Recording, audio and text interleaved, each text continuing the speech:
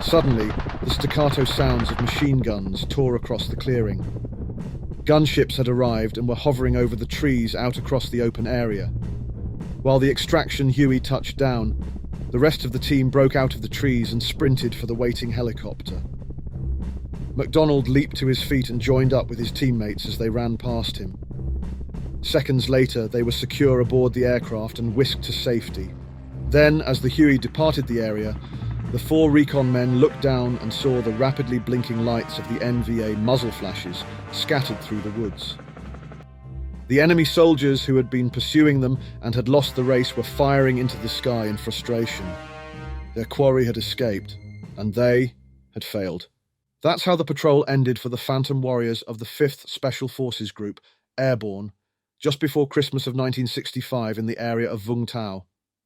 This is that story.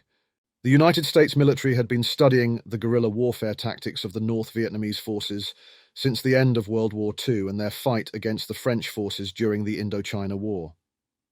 By late 1965, the guerrilla war in South Vietnam had begun to shift to that of regular NVA units fighting in larger formations in more conventional warfare tactics, while Viet Cong units would continue to harass and fight smaller guerrilla-style engagements.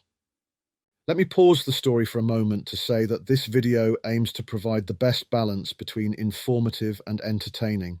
Not all images may be accurate. That aside, help us grow this channel by hitting the like button and consider subscribing.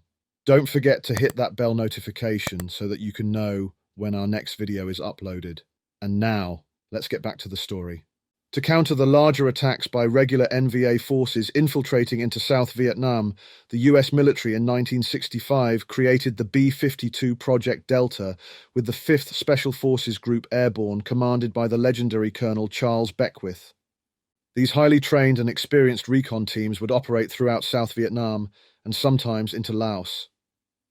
Their small 4-man groups were typically made up with a mix of American and indigenous soldiers, and these teams could easily be deployed or extracted by helicopter. This made the recon teams highly mobile and effective at gathering intelligence on NVA positions and movements. Just before Christmas of 1965, a 4-man team would be sent out to the mountainous areas along the north coast of Vung Tau. The team consisted of First Lieutenant Guy H. Holland II, Staff Sergeant Brooke Bell, Sergeant Charles McDonald, and Quan, a South Vietnamese soldier of the Chinese Nung tribe. The 2-day mission for the covert U.S. Long-Range Reconnaissance Patrol, also known as LRPS, of the 5th Special Forces Group, Airborne, began as another typical mission southeast of Saigon along the coastal mountain areas. The team headed out in a Huey in the late afternoon. But the pilot made several errors, including flying too low over a village, and then going too far north of the original insertion point. The team made it to this new LZ just as the sun was setting, and had to run across the open field to the nearest tree line. At the edge of the woods, McDonald discovered a well-worn trail. Fearing that they may have been spotted coming into the LZ, they lay down along the grass, listening and watching. They waited there a tense 10 minutes after the Huey had departed. They made it about 300 meters from the LZ before it was too dark to see further in the jungle. They crawled into a thick brush area until they made it through to a small clearing that was covered with a thick layer of dry leaves which would protect them from the damp floor of the jungle.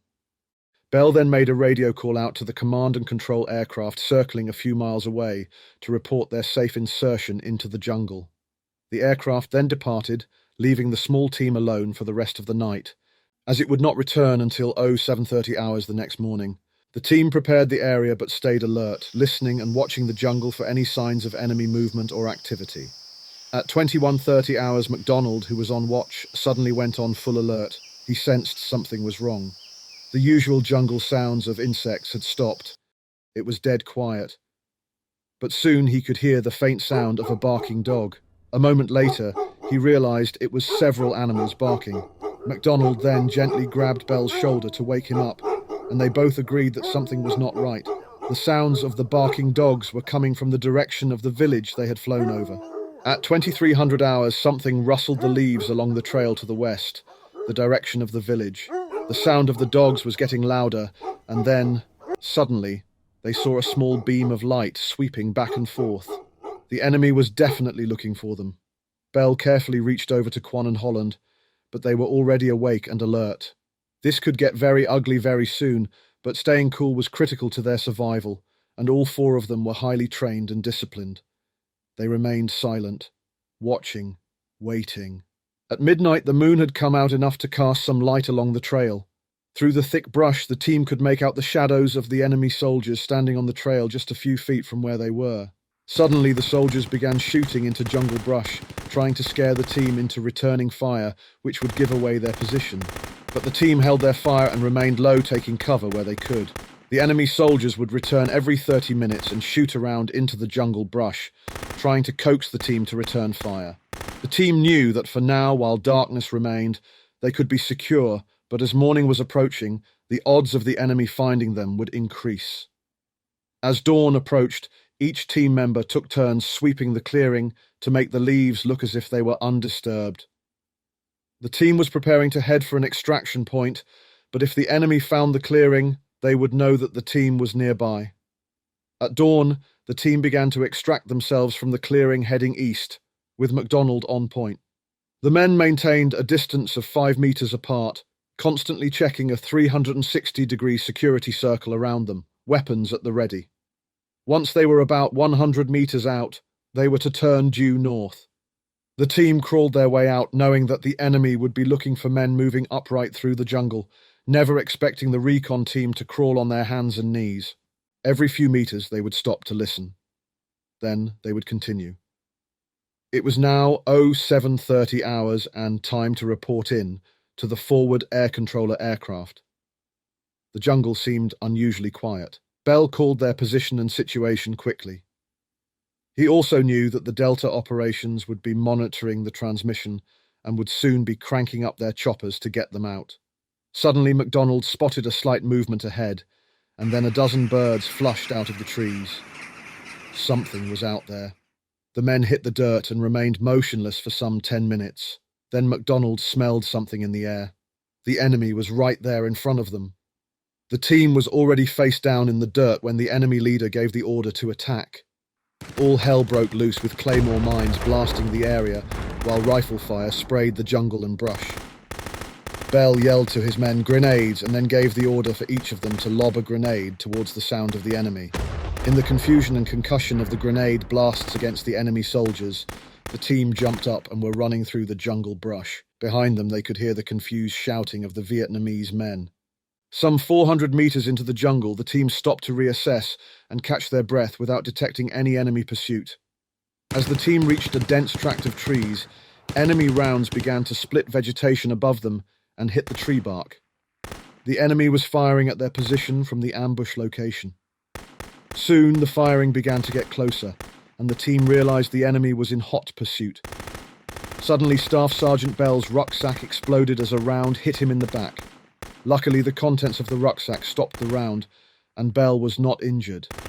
Bell was still running well ahead of his team, and as he glanced back to them, he ran full force into a tree. The team stopped for a moment while Bell radioed in their position, but could not reach the forward air controller. Then McDonald spotted movement in the trees. The enemy was still chasing them. The team continued to run for another hour into the thick jungle, and then stopped to radio in their position again. This time they were able to reach the forward air controller, but because of their mad dash into the jungle, there were no suitable extraction points anywhere close by. The team was then given coordinates to head to a pickup zone and given the good news that a flight of A-1Es were on station and ready to attack the enemy when called upon. These old Douglas Sky Raider propeller aircraft were well suited for close air support, but as the team moved another 300 meters, they were still far from the extraction point. They then turned, took deep breaths, and drank some water from their canteens. In a moment, they could count the enemy soldiers coming through the trees at them. 1, 2, 3 enemy soldiers, with many more surely behind them. They turned and ran again, knowing that if they stayed, they would be outnumbered and killed. The VC was getting close. Rounds were hitting all around them as they continued to run through the jungle.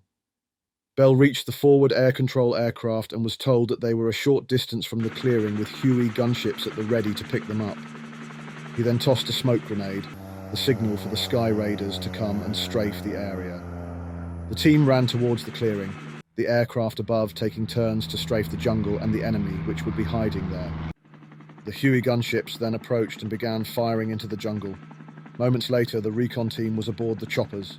The quarry had escaped, and the VC had failed. Thank you for watching. If you enjoyed this video, please hit the like button so that the YouTube algorithm can find more viewers just like you. Let me know in the comments below if there are other topics you would like to see covered. And if you haven't yet, consider subscribing and watching my other videos on this channel. Until next time, cheers.